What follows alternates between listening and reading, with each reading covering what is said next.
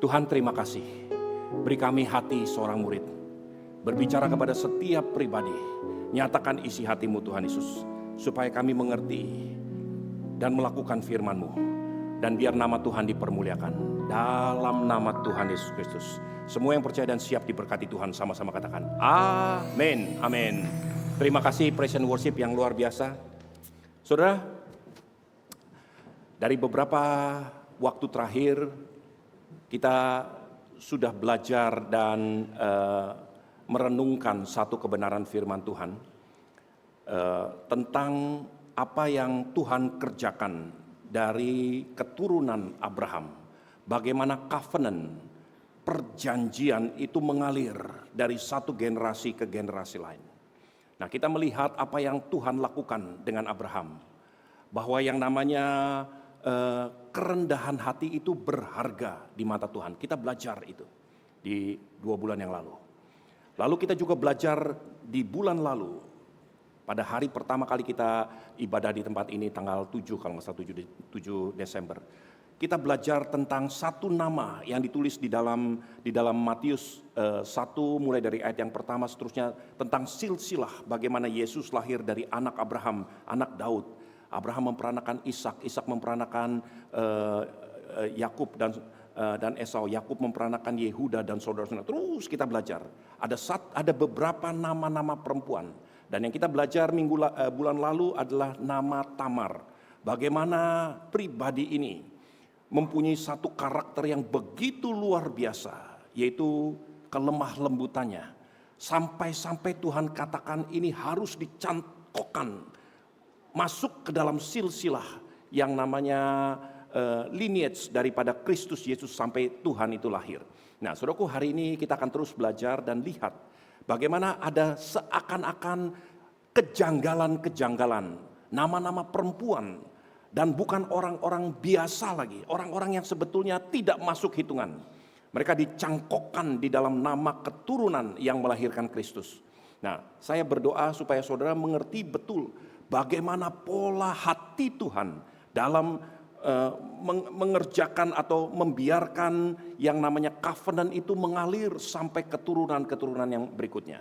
Nah, kita lihat saudaraku, coba perhatikan kembali Matius 1 ayat yang pertama sampai ayat yang kelima, silakan. Matius 1 ayat yang pertama sampai yang kelima, demikian firman Tuhan. Inilah silsilah Yesus Kristus, anak Daud, anak Abraham.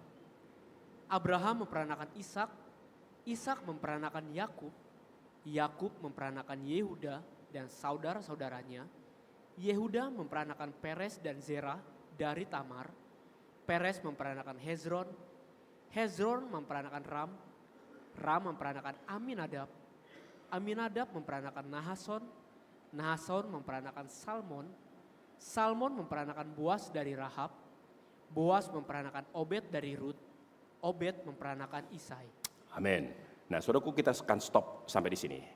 Ada nama Tamar yang sudah kita renungkan bulan lalu. Lalu ada nama Rahab, perempuan sundal, bukan orang Israel. Dia adalah orang Yeriko, kota Yeriko. Kota pertama yang ditunggang balikan, yang direbut oleh orang-orang Israel ketika mereka masuk ke dalam tanah Kanaan. Nah, saudaraku, saya ingin ajak saudara untuk memperhatikan kehidupan yang namanya Rahab ini. Saudaraku, Rahab bukan orang yang terlalu luar biasa. Tapi Tuhan pilih dia, orang dari Yeriko. Bahkan ada catatan dia adalah perempuan sundal dari Yeriko. Diambil dan dicangkokkan menjadi istri daripada Salmon. Saudaraku, nama Salmon yang adalah keturunan langsung daripada Abraham, itu gak akan pernah saudara temukan dimanapun di dalam Alkitab. Alkitab tidak menyebut atau menceritakan tentang hidup Salmon. Yang kita tahu tentang Salmon adalah siapa bapaknya, yaitu Nahason, siapa istrinya, yaitu Rahab, dan siapa anaknya, yaitu Boas. Nah, saudaraku, hanya ini yang kita ketahui tentang Salmon. Jadi hampir boleh dikatakan Salmon itu seperti pejantan saja. Gak ada gunanya kecuali hanya melahirkan benih dan dititipkan kepada Rahab. Sehingga dari benih itulah lahir keturunan ilahi. Dan Alkitab lebih banyak menceritakan tentang Rahab daripada tentang Salmon. Nah, saudaraku, kalau boleh saya tahu, siapa di sini istri yang datang dengan suaminya di sebelahnya? Angkat tangan istri yang datang dengan suaminya. Nah, sekarang toel suamimu katakan, Pak, dengar ini. Jangan-jangan kamu diberkati hanya karena kamu menikah dengan saya. Coba bilang sama suamimu. Nah, jadi kalau suaminya pura-pura nggak tahu, jewer sedikit, saudaraku. Saudaraku, ada banyak kita, pria, kita diberkati Tuhan hanya karena kita menikah dengan istri kita. Dan hanya karena kita setia dengan istri kita, maka kita diberkati. Walaupun mungkin istrimu tidak pernah bekerja. Tapi karena Rahablah, Salmon itu namanya ada, dicantumkan di dalam Alkitab. Dan melahirkan keturunan-keturunan yang luar biasa. Saudaraku, ada seorang suami yang juga bekerja sebagai direktur perusahaan besar sekali. Satu kali pergi dengan mobil mewah dengan istrinya di sebelahnya. Dilihat bensinnya hampir habis. Masuk ke pom bensin, kemudian istrinya keluar, ngisi bensin. Suaminya tunggu di mobil. Waktu sang istri isi bensin, dia lihat sang istri sedang bercakap-cakap dengan kondektur bus yang juga lagi isi bensin. Cakap-cakapnya menjadi senda gurau. Oh, kayak teman lama, cekakak cekikikan. Selesai, sang istri masuk ke mobil. Suaminya berkata, Mah, kamu kenal sama kondektur bus itu tadi? Oh iya, itu dulu teman saya kecil. Kok akrab bener? Iya, dulu itu bekas pacar saya. Wah, untung kamu. Untung kamu menikah dengan saya. Kalau enggak, kamu jadi istri kondektur kamu. Saudaraku, sang istri dengan bijaksana berkata gini, Pak, kalau aku menikah dengan dia, papa jadi kondektur, dia jadi direktur. Nah, saudaraku, saudara harus belajar mengerti. Yang membuat engkau menjadi direktur atau yang membuat engkau berhasil, jangan-jangan hanya karena engkau menikah dengan istrimu. Jadi jangan sombong para suami. Kadang-kadang kita lupa, Salmon itu nyaris gak ada gunanya sama sekali. Dia ada gunanya karena dia beristrikan Rahab. Dan dari istri inilah lahir keturunan-keturunan orang-orang hebat. Tapi kadang-kadang kita ini bersifat seperti si Udin. Saudara tahu cerita Udin? Saya cerita sedikit ya. Si Udin baru kena koma. Saudaraku. Dia cerita apa yang dia lakukan. Dia kena koma, kemudian dia bangkit dari komanya. Begitu dia bangkit dari komanya, dia seperti disadarkan oleh Tuhan menurut dia. Bagaimana Tuhan menyingkapkan semua yang pernah terjadi dalam dirinya. Begitu dia sadar dari komanya, dia melihat istrinya. Dia pegang tangan istrinya. Istriku, aku mau mengaku sesuatu kepadamu karena memang engkau luar biasa. Ketika aku gak punya apa-apa, engkau ada di sana. Ketika aku jatuh sakit, engkau ada di sana. Ketika aku ketabrak mobil gulung-gulung, engkau ada di sana. Ketika aku koma, orang terakhir yang aku lihat adalah engkau. Dan sekarang aku bangun dari koma. Dan aku melihat engkau juga ada di sana. Jadi aku sadar betul-betul bahwa engkau ini betul-betul perempuan pembawa sial bagi hidupku. Nah, saudaraku, ini gayanya Udin. Saudara jangan ikut-ikutan gaya Udin. Karena gaya ini akan membuat saudara makin terjerumus. Jadi salah kaprah namanya. Nah, hari ini kita akan belajar untuk mengerti satu perkara, jangan-jangan orang-orang seperti Rahab inilah yang membuat saudara dipakai Tuhan. Saudaraku, kita akan belajar satu kebenaran ini dari sebelumnya saya ingin ajak saudara untuk melihat apa yang dicatat. Nanti saudara perhatikan dan bandingkan dua peristiwa ini. Coba perhatikan Yohanes 5, apa yang terjadi pada zaman Tuhan Yesus. Perhatikan Yohanes 5 ayat yang pertama sampai ayat yang ke-8. Silakan. Yohanes 5 ayat pertama sampai 8, demikian firman Tuhan. Sesudah itu ada hari raya orang Yahudi dan Yesus berangkat ke Yerusalem. Di Yerusalem dekat pintu gerbang domba ada sebuah kolam yang dalam bahasa Ibrani disebut Betesda. Ada 5 serambinya dan di serambi-serambi itu berbaring sejumlah besar orang sakit, orang-orang buta, orang-orang timpang, dan orang-orang lumpuh yang menantikan goncangan air kolam itu. Sebab sewaktu-waktu turun malaikat Tuhan ke kolam itu dan menggoncangkan air itu. Barang siapa yang terdahulu masuk ke dalamnya sesudah goncangan air itu, menjadi sembuh. Apapun juga penyakitnya. Di situ ada seorang yang sudah 38 tahun lamanya sakit. Ketika Yesus melihat orang itu berbaring di situ, dan karena ia tahu bahwa ia telah lama dalam keadaan itu, berkatalah ia kepadanya, "Maukah engkau sembuh?" Jawab orang sakit itu kepadanya, "Tuhan, tidak ada orang yang menurunkan aku ke dalam kolam itu apabila airnya mulai goncang. Dan sementara aku menuju kolam itu, orang lain sudah turun mendahului aku." Kata Yesus kepadanya, "Bangunlah, angkatlah tilammu dan berjalanlah." Amin. Saudara, hari ini kita akan belajar satu kata, faith, iman. Nah, saudaraku, saya ingin pelan-pelan ajak saudara untuk merenungkan kebenaran firman Tuhan ini. Ini sesuatu yang terjadi pada zaman Tuhan Yesus.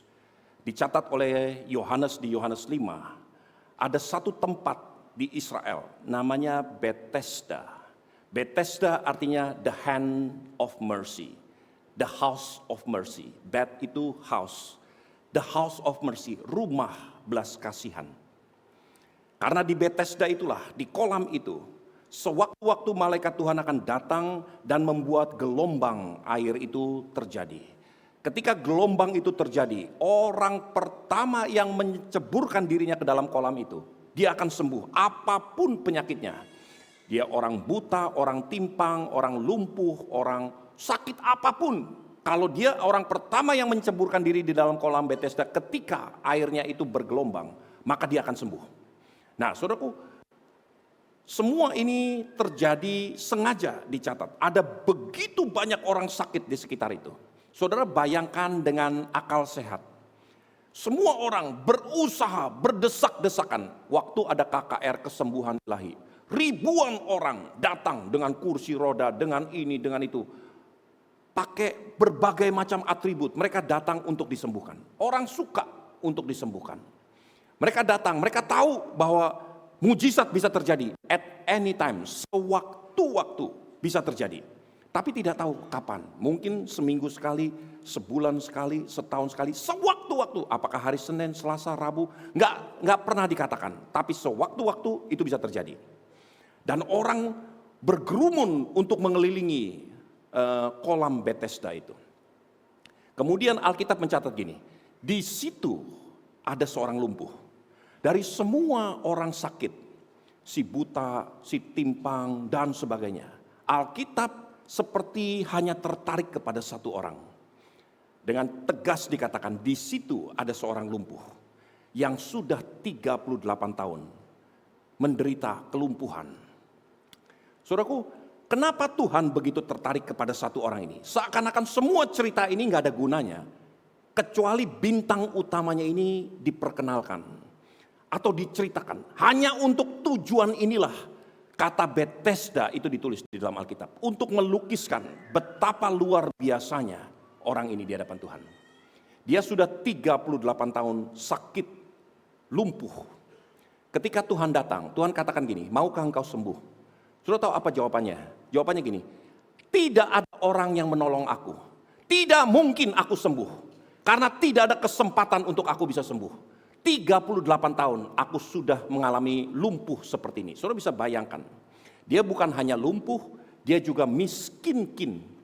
Kalau orang sakit tapi banyak uangnya, itu banyak dayang-dayangnya. Ke rumah sakit ratusan orang nganter. Di rumah sakit 8 orang nungguin. 3 dokter, 4 suster yang menjaga 24 jam, itu orang kaya. Tapi kalau orang miskin, nggak ada yang nganter, nggak ada yang gubris, nggak ada yang jagain, nggak ada yang ngobatin, saudaraku. Dan ini persis terjadi apa yang dialami oleh orang lumpuh di kolam Bethesda. Dia katakan, "Aku bukan hanya lumpuh, aku miskin. Nggak ada orang yang mau menolong aku. Orang semua udah give up, orang semua udah urusan masing-masing. Aku nggak punya siapa-siapa." Saudara bisa bayangkan, kalau kolam Bethesda ini adalah mimbar ini, mungkin dia tiduran di paling ujung sana. Karena ini penuh dengan orang-orang VVIP, orang-orang yang punya fasilitas, orang-orang kaya yang punya kesempatan untuk ditolong. Aku di sana udah lumpuh, nggak ada yang nolong, nggak punya duit. Dia ngomong apa adanya kepada Tuhan Yesus, dia nggak tahu. 38 tahun saya menantikan the house of mercy, Bethesda. Tapi tidak mungkin aku bisa mendapatkan the house of mercy. Tidak ada orang yang akan menolong aku untuk masuk ke dalam kolam itu. Hari itu, the house of mercy, Bethesda yang datang kepada dia. Tuhan datang kepada dia dan Tuhan berkata, maukah engkau sembuh? Gak mungkin Tuhan. Secara manusia, secara teologi, perkataan daripada orang lumpuh ini tidak masuk hitungan sebagai perkataan iman. Gak bisa dikatakan bahwa dia orang beriman. Karena dia gak percaya. Waktu Tuhan Yesus sendiri yang nanya, dia bilang, aku gak mungkin sembuh. Aku gak ada kesempatan untuk dipulihkan. Karena I have nothing, I have nobody, I have no money. Gak punya apa-apa. Tapi Tuhan katakan, maukah engkau sembuh? Angkatlah tilammu dan berjalanlah. Hari itu Bethesda yang datang kepada dia. Saudaraku, saya ingin sampaikan, pemahaman ini akan menjungkir balikan pengertian kita tentang iman. Kita berpikir, saya berpikir, iman itu adalah percaya, iman itu adalah bertindak, betul. Iman itu adalah mengaku dengan mulutmu, berdoa sungguh-sungguh. Semua itu gak ada salahnya. Tapi apa yang dilakukan oleh orang lumpuh ini, 38 tahun.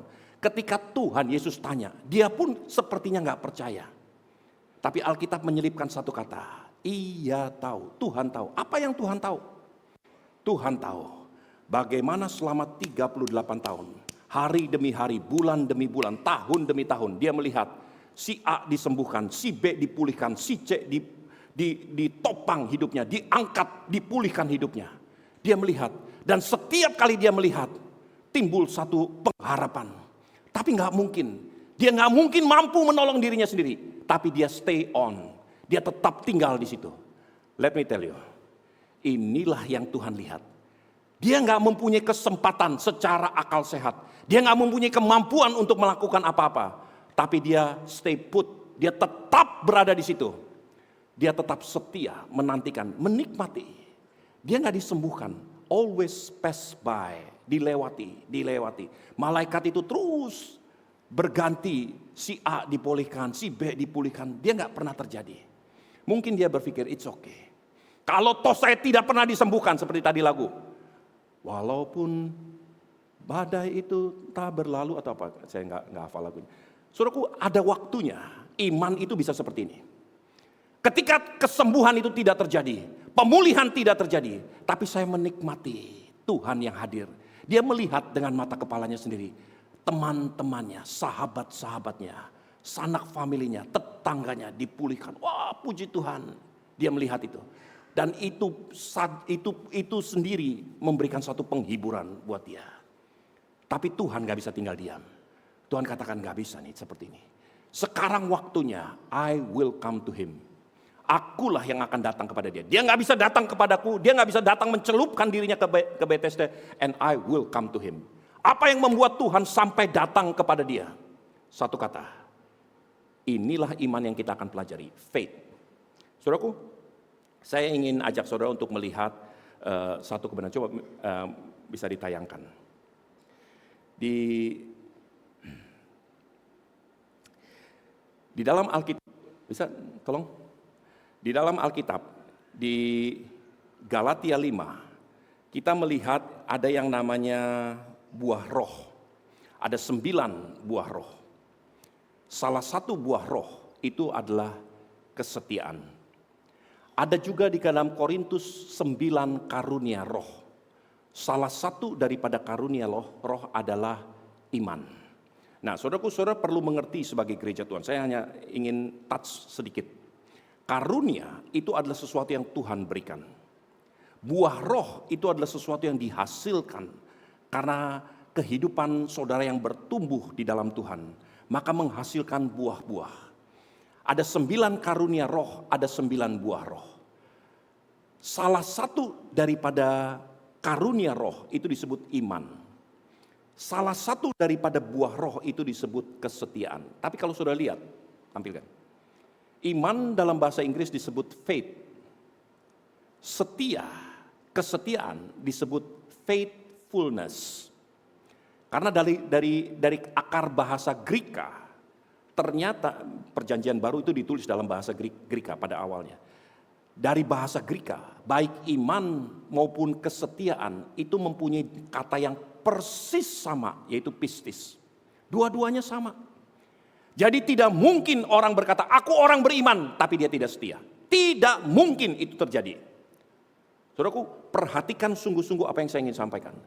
Kalau saudara mengaku bahwa saya orang beriman, tandanya apa? Saya percaya kepada Tuhan, saya berdoa, saya berpuasa, saya begini dan begitu. Itu bukan tandanya, itu bukan ukurannya. Ukurannya kalau engkau betul-betul beriman, you will be faithful. Engkau akan menjadi setia. Dan kesetiaan orang lumpuh itulah yang menarik perhatian Tuhan.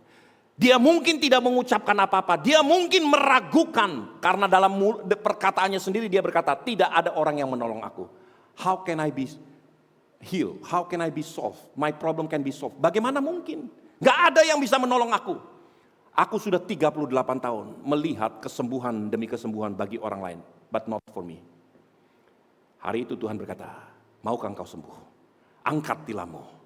Bethesda sendiri, the house of mercy yang datang kepada dia.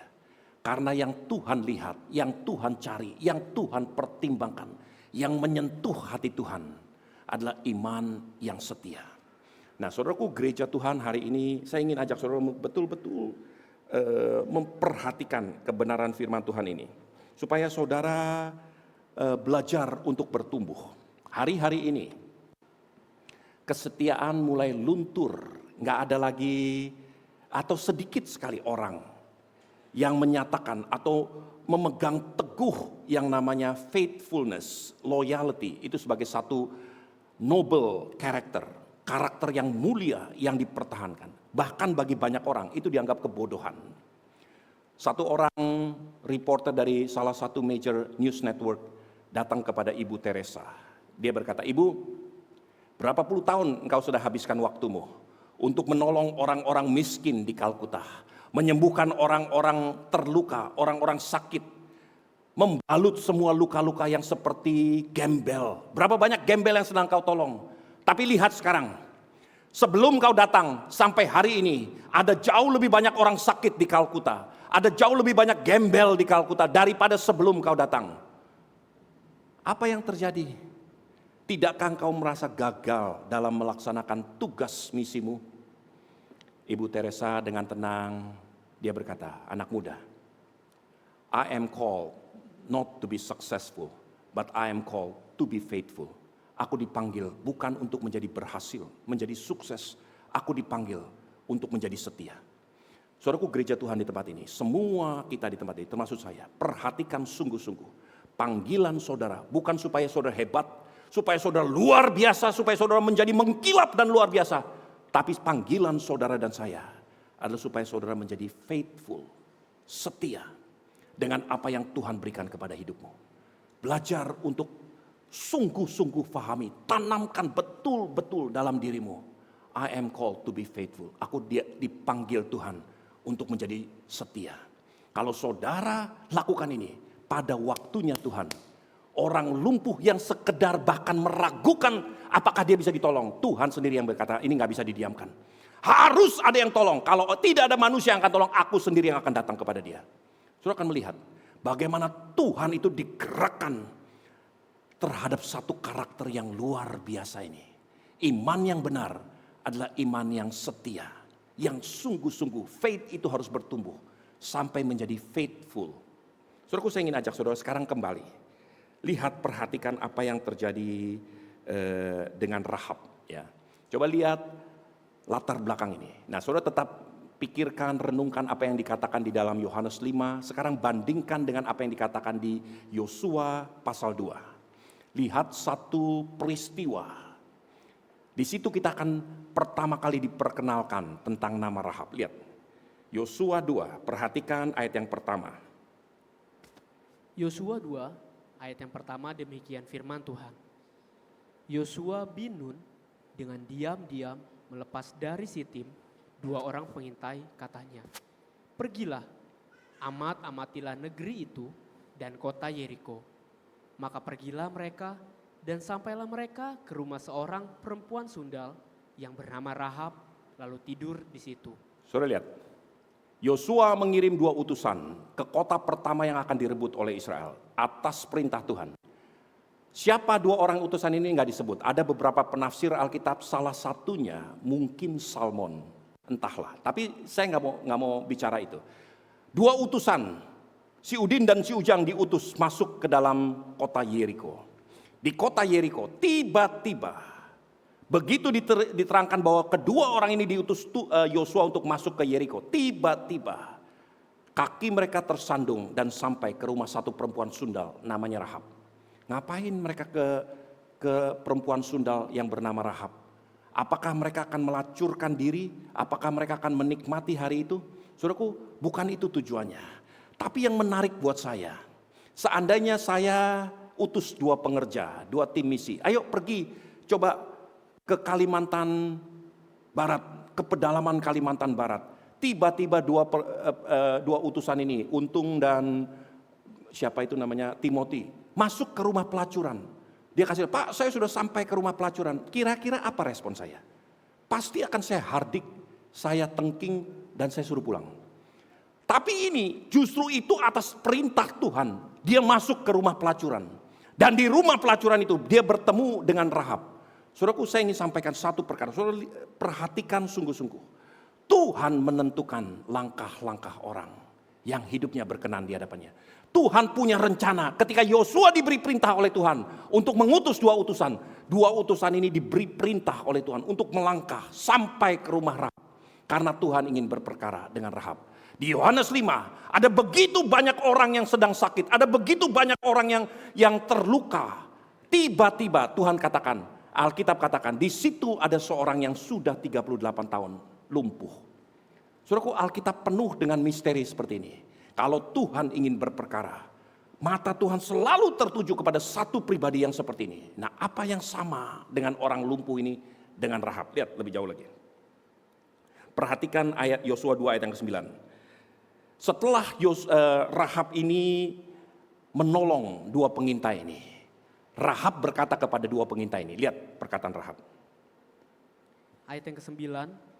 Dan berkata kepada orang-orang itu, aku tahu bahwa Tuhan telah memberikan negeri ini kepada kamu dan bahwa kengerian terhadap kamu telah menghigapi kami dan segala penduduk negeri ini gemetar menghadapi kamu. Sudah lihat, seluruh penduduk kota Yeriko gemetar menghadapi Israel. Semuanya sudah mendengar tentang apa yang Tuhan lakukan kepada orang Israel.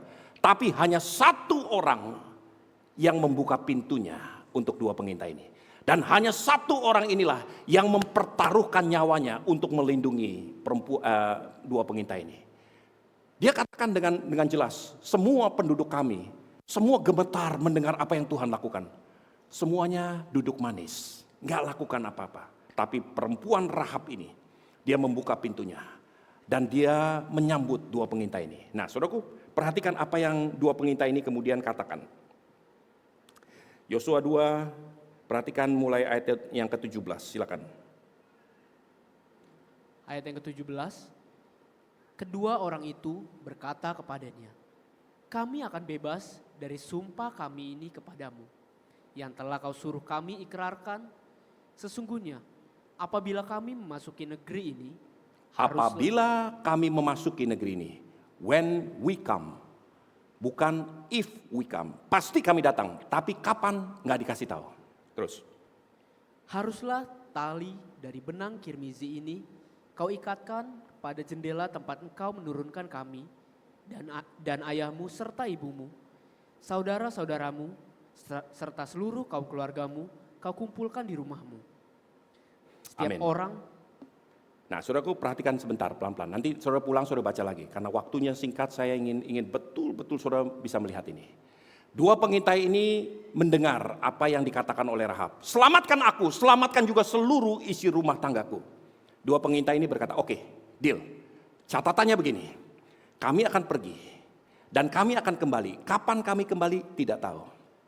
Sewaktu-waktu air di kolam Bethesda itu akan beriak, akan bergelombang. Kapan akan bergelombang? Tidak tahu. Tapi you have to wait. Kamu harus menunggu sampai air itu bergelombang. Kapan kami akan kembali menyelamatkan, menjungkir balikan Yeriko? Tidak dikasih tahu. Tapi kami akan kembali. Dan sebelum kami kembali, pastikan satu, biar tali kermizi itu tetap keluar dari jendelamu.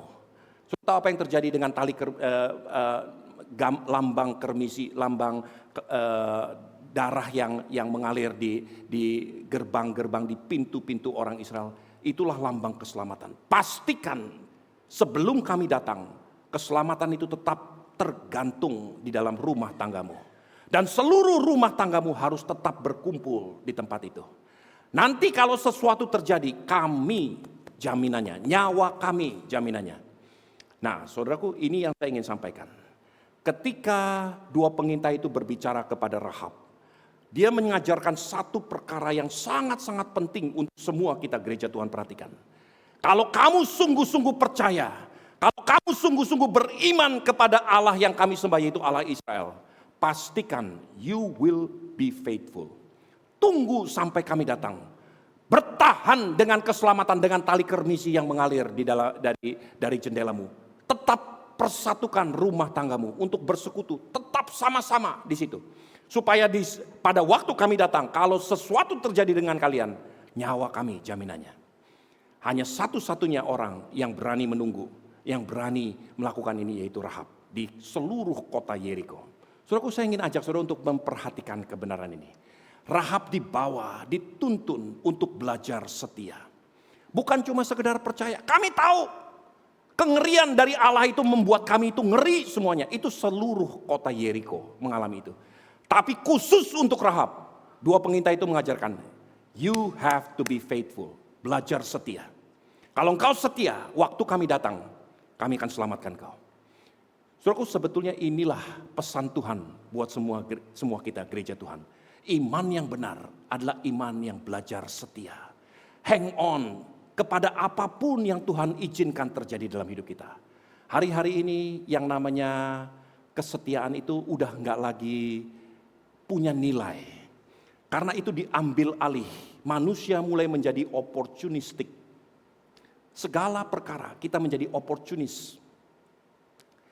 Menjadi tayangan sehari-hari, 2-3 hari sekali kita melihat, oh si itu ketangkep KPK, oh si itu ketangkep Kejaksaan Agung, dilucuti. Baru semalam saya lihat, ada 8 apa 11 orang pegawai kantor pajak Jakarta Utara, ketangkap OTT, ketangkap tangan oleh KPK.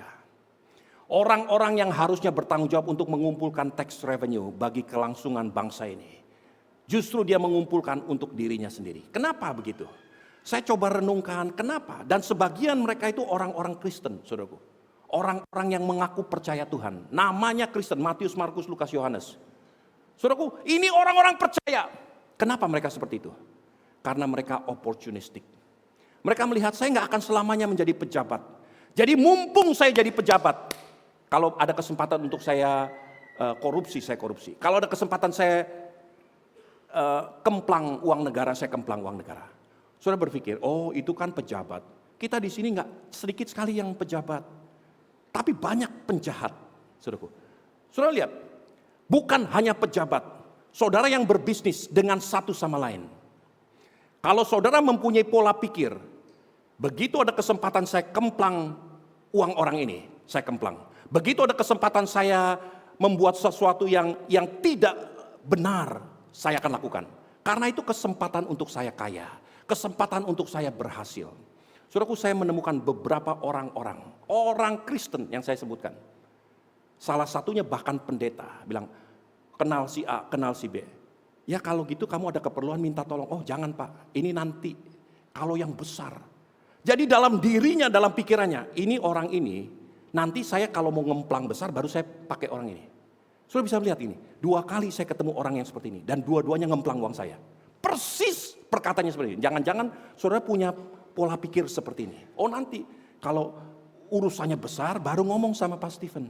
Tapi kalau ini ngomong sama yang lain. Supaya apa? Kesempatan untuk ngemplang. Saudaraku, hari ini saya ingin sampaikan. Bertobat sungguh-sungguh. Karena tidak ada iman yang benar yang melakukan dengan cara opportunistik seperti ini. Kalau saudara dipercaya oleh orang, pegang betul kepercayaan itu. Bertindak secara loyal, secara setia terhadap kepercayaan. Saudara diberikan kepercayaan untuk melayani, pegang sungguh-sungguh, layani sungguh-sungguh. Saudara diberikan kepercayaan untuk mengelola keuangan, lakukan sungguh-sungguh. Saudara diberikan hutang, saudara diberikan pinjaman, lakukan sungguh-sungguh dan usahakan semaksimal untuk kembalikan hutangmu. Supaya jangan sampai di antara kita, gereja Tuhan, ada orang-orang yang menjadi oportunis. Kapan saya bisa ngemplang uang orang? Kapan saya bisa ngemplang jabatan? Saya bisa kemplang ini dan kemplang itu. Saudaraku, saya ingin sampaikan. Itulah yang disebut oleh manusia sebagai suatu kesempatan. Tapi hari ini saya ingin sampaikan, itu bukan Alkitabiah. Kalau saudara mau belajar kebenaran firman Tuhan, hidup sungguh-sungguh benar di hadapan Tuhan. Berlaku bijaksana, loyal terhadap apa yang kau kumandangkan, apa yang kau sepakati. Berpegang teguh kepada janji-janjimu sendiri. Mazmur 15 berkata gini, siapa orang yang boleh menumpang dalam kemah Tuhan? Orang yang bersih tangannya, orang yang tidak berlaku cela, orang yang tidak berbuat dosa. Dan itulah orang yang takut akan Tuhan, yang berpegang kepada sumpah sekalipun rugi. Saudaraku, gereja Tuhan, saya ingin sampaikan, berkali-kali saya katakan ini. Kalau saudara harus rugi, lebih baik engkau rugi daripada engkau melanggar sumpahmu sendiri. Kalau engkau harus gulung tikar sekalipun, lebih baik engkau gulung tikar daripada engkau melanggar sumpahmu sendiri. Kalau saudara mau hidup benar, kalau saudara mau mendengarkan berita-berita yang enak, saudara salah tempat. Karena saudara harus belajar kebenaran. Saya bertanggung jawab di hadapan Tuhan untuk memastikan saudara hidup benar di hadapan Tuhan. Saudaraku, yang namanya kesetiaan, ini adalah sesuatu yang tidak lagi digandrungi masyarakat sekarang. Karena masyarakat lebih berpikir tentang sesuatu yang cepat, yang wah dapat berkat yang luar biasa. Saudaraku, satu contoh sederhana. Saudara tahu kata anjing. Anjing mempunyai sifat yang luar biasa, yaitu setia. Semua kita tahu. Tadi pagi Pak Asyong cerita, oh ya saya baru dari Jepang. Saya mampir ke stasiun Shibuya. Ada patung anjing, orang foto, ngantri untuk foto. Pak Asyong bilang, ngapain saya foto dengan patung anjing? Di Bet Shalom aja anjing beneran juga ada. Jadi saudaraku, tapi saya ingin sampaikan, ada satu karakter yang orang justru mengabaikan. Kalau saudara punya anak, saya bilang, lucu ya anaknya kayak anjing. Saudara tersinggung gak? Tersinggung, padahal anjing itu bisa lucu, saudaraku. Cantik ya anaknya kayak anjing. Wah, orang bisa marah. Orang caci maki di kelompok, oh, kamu kayak anjing ya begini. Nah, itu orang benar. Padahal anjing itu mempunyai satu karakter yang luar biasa. Saya ingin cerita, saudaraku. Tadi waktu saya break dari ibadah 1 ke ibadah 2, saya diingatkan. Sebetulnya saya berat. Karena saya juga Tuhan bekerja dalam diri saya sendiri. Dulu saya waktu kuliah, saya beribadah di satu gereja namanya Faith Temple di Jacksonville, Alabama. Faith Temple ini gereja orang-orang sederhana, sebagian besar yang jemaatnya adalah farmers. Gembalanya juga cowboy, farmer, sederhana, namanya Edward Smith, Pastor Edward Smith. Lambang gereja itu adalah salib sederhana dan ada anjing begini. Ini nggak lazim. Lambang gereja burung merpati kayak apa, anggur gitu kan. Bagus, ini anjing saudaraku. Tapi saya ikuti, beberapa tahun saya belajar di situ. Satu perkara yang Pastor Edward Smith tanamkan sungguh-sungguh, yaitu loyalty, faithfulness. Itu sebabnya Tuhan beri dia visi untuk menggambarkan ini kepada jemaat. Gereja ini terbakar beberapa tahun yang lalu. Mereka sedang bangun kembali. Mungkin bulan Mei saya akan coba luangkan waktu untuk lihat. Semoga sudah terbangun kembali. Saudaraku, saya ingin cerita bagaimana betul-betul jemaat dipersiapkan untuk loyal, untuk menjadi setia kepada Tuhan. Singkat cerita, selesai kuliah saya pulang. Saya melayani di satu gereja. Sebagian saudara, ring 1 terutama tahu persis apa yang terjadi. Dalam satu pelayanan, pada satu kesempatan di ibadah Natal, jemaat begitu membludak. Saya ketua panitia. Tanpa pikir panjang, saya order makanan tambahan. Selesai, semua orang selesai, saya lapor kepada Bapak Gembala. Saudara tahu apa yang terjadi? Saya dicaci maki, dituding-tuding seperti saya bawa kabur istri Bapak Gembala. Dimaki-maki. Ada beberapa saudara di sini, Pak Purba juga ada. Melihat, mengetahui apa yang terjadi. Sebagai manusia, saya tersinggung. Saya kecewa. Kenapa saya dicaci maki? Ada orang, ya ini yang saya nggak pernah cerita. Ada orang yang cerita kepada orang lain. Saya nggak mau cerita ini karena sebetulnya saya malu terhadap ternyata rapuh juga hati saya ini. Ada orang cerita kepada gereja lain. Ada satu gereja besar, kirim utusannya, orang yang sangat senior, saya nggak sebut namanya. Datang kepada saya, dia bilang, oke, gembala kami mau ketemu sama saya. Tinggalkan gerejamu. Kami akan jadikan kau sebagai gembala cabang gereja yang terbesar. Semua sudah terjadi. Gerejanya sudah dibangun, semuanya sudah disiapkan. Engkau menjadi orang kedua dari gereja kami. Saudaraku, tiba-tiba saya berkata begini, enggak lah, saya nggak kepengen jadi gembala. Ngapain jadi gembala? Jadi pengerja aja saya dicaci maki. Ngapain jadi gembala? Enggak lah, saya nggak mau. Terus kemudian orang lain lagi datang. Pak, pertimbangkan. Kami akan buat begini, kami akan buat begitu dan sebagainya. Enggak lah. Terus kemudian, nah ini sesuatu yang terjadi. Dia jelek-jelekan gembala saya. Dia tuding-tuding begini, begitu dan sebagainya. Saya jadi bingung, kenapa orang ini jadi begitu? Lalu saya bilang begini, apa salah gembala saya? Dia tersinggung, dia marah. Itu wajar seperti papa marah kepada anak-anaknya.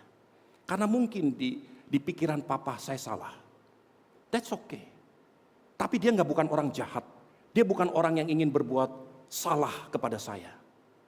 Saudaraku, tiba-tiba orang ini menjadi tersinggung. Waktu dia tersinggung, dia bilang begini, loh kalau gitu kamu seperti anjing yang dicancang dong. Saudara tahu, anjing di dalam diri saya itu bangkit tiba-tiba. Saya ingin marah, saya ingin kecewa. Beberapa waktu lamanya, sampai Tuhan mulai mengajar sesuatu kepada saya. Itu sebabnya saya itu malu ngomong seperti ini. Saya pikir Tuhan ini orang kurang ajar. Kenapa? Saya nggak mau kok dia bisa jadi tersinggung begitu. Sudah tahu, pada waktu saya mulai berdoa, bertanya kepada Tuhan. Tuhan ingatkan gini, seorang perempuan Sirofenesia datang kepada Tuhan. Tuhan sembuhkan anakku. Berlakulah sesuatu. Tuhan katakan, nggak pantas roti ini diberikan kepada anjing. Ini dipersiapkan untuk anak-anak. Tapi orang Sirofenesia ini, perempuan Sirofenesia ini merendahkan diri di hadapan Tuhan. Dan dikatakan anjing pun makan remah-remah. Mau nggak engkau makan remah-remah yang jatuh? Saudaraku, Tuhan ajar satu perkara. Loyalitas itu butuh kerendahan hati. Kalau saudara mau belajar setia, engkau harus belajar rendah hati. Saya katakan, Tuhan ajar aku. Saya mau belajar untuk betul-betul loyal. Betul-betul rendah hati. Tidak mementingkan kepentingan saya sendiri. Tidak memperjuangkan perkara saya sendiri. Di New York, di kota New York ada seorang gembel. Setiap hari duduk mengemis. Dia punya satu anjing German Shepherd. Anjing itu udah kurus, kering, kedinginan. Satu kali dari salah satu orang kaya yang juga tergabung dalam dog lover. Melihat apa yang terjadi. Ini kadang-kadang sifat manusia yang keliru. Dicintai anjing tapi tidak dicintai orang lain. Saudaraku, dia melihat anjing yang sudah kurus kering. Dia turun. Roti sepotong dikasih kepada pengemis. Sekerat daging diberikan kepada anjing. Kenapa nggak dibalik? Kenapa nggak pengemis yang dikasih daging, anjing dikasih roti? Anjing itu dikasih daging. Anjing itu makan, pengemis makan pelan-pelan. Kurang masih buat anjing itu. Sang orang kaya ini berkata, Pak, izinkan kami rawat anjing ini. Kami akan obati, kami akan beri makan, kami akan buat dia sehat kembali. Pengemis itu menganggukkan kepala. Oke, silakan. Anjing itu diikat, ditarik, dibawa masuk ke mobil mewah. Diajak masuk ke dalam mobil. Anjing itu teriak, nggak mau masuk. Ayo dipaksa-paksa masuk. Nggak mau masuk. Dilepas, dia balik lagi lari. Duduk di samping pengemis, dijilatin kaki pengemis. Saudaraku, saya ingin sampaikan, anjing tidak mencari majikan. Anjing berlaku setia kepada majikannya. Kalau saudara mau mempunyai karakter yang betul-betul menggugahkan Tuhan, berlaku setia kepada Allahmu. Engkau akan melihat Tuhan tergerak hatinya. Sekalipun tidak ada kesempatan untuk ditolong. Tapi karena Tuhan melihat satu karakter yang luar biasa ini. Dia datang kepada orang di kolam Bethesda. Maukah engkau sembuh? Saya nggak tahu apa yang terjadi dengan saudara. Pergumulan apa yang kau sedang gumuli hari-hari ini. Tapi saya ingin sampaikan. Berlaku setia. Saudara tahu ada dua pengintai. Yosua salah satunya pada zaman Musa. Dua pengintai ini diutus masuk ke tanah Kanaan. Untuk melihat-lihat apa yang terjadi. Salah satu Yosua dan Kaleb. Dua orang ini kembali memberitakan sesuatu yang benar, yang tidak ada kebusukan. Yosua diberikan satu anugerah, diangkat menggantikan Musa, tapi Kaleb dilupakan. Pada waktu itu Kaleb berumur 45 tahun. 40 tahun berlalu. Kaleb sudah tua renta, umur 85. Di kitab Yosua 16. Kaleb datang kepada Yosua. Dia katakan, Yosua, engkau lihat, engkau ingat apa yang dijanjikan Musa, hamba Tuhan itu. Aku percaya 40 tahun aku menunggu janji itu. Musa sudah lama mati. Aku tidak diberikan tanah Kiryat Arba atau yang sekarang disebut Hebron. Tidak pernah diberikan kepadaku. Padahal dengan sumpah Tuhan berkata kepada Musa, berikan Kiryat Arba kepada Kaleb dan keturunannya. Tidak pernah diberikan kepadaku. Yosua berkata, kamu mampu merebut Kiryat Arba? Lakukan. Orang umur 85 tahun berjuang. Dan sampai hari ini Kiryat Arba, yaitu Hebron, dikuasai oleh keturunan Kaleb. Saudara tahu apa arti Kaleb? Kaleb artinya anjing. Tapi Kaleb juga artinya faithful. Saudaraku, engkau menyembah Tuhan yang setia. Berlakulah setia. Kesetiaan inilah iman yang menggerakkan hati Tuhan. Bukan dengan celotehan, bukan dengan doa yang memaki-maki Tuhan, tetapi dengan berlaku setia. Engkau akan menarik hadirat Tuhan dalam hidupmu. Rumah tangga setia, suami setia kepada istrimu, istri setia kepada suamimu, karyawan setia kepada majikanmu, bangsa ini setia kepada panggilanmu. Hormati pemimpin-pemimpinmu, berdoa sungguh-sungguh. Jangan kutuki pemimpin-pemimpinmu, setia kepada gerejamu, setia. Berlaku setia, maka saudara akan melihat tangan Tuhan tidak pernah meninggalkan kau. Amin. Mulai hari ini berlakulah setia, tundukkan kepala. Mari hamba-hamba Tuhan maju ke depan.